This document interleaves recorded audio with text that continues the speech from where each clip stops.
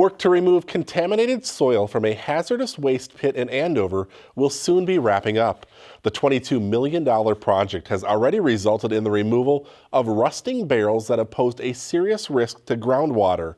CTN's Dan Carpenter tells us what's next for the WDE landfill. For close to 50 years, the Waste Disposal Engineering Landfill in Andover was home to hazardous industrial waste. We're standing on a big old landfill, and a project like this, we're getting rid of the worst of the worst. Starting in early August, the high-risk work to remove close to 2,500 drums began. They were trying to remove those drums one by one.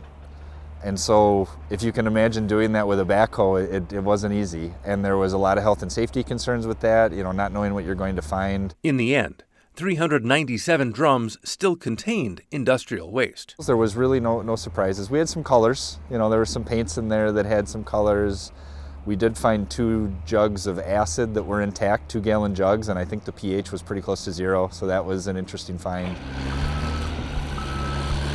The delicate work and the need to remove more than 10,000 tons of contaminated soil put the project behind schedule. Thanksgiving was the original target date. I think their schedule now shows the end of January is when the structure will officially be down. Contractors have already dug down more than 20 feet into a pit that will need to be backfilled with garbage and clean soil.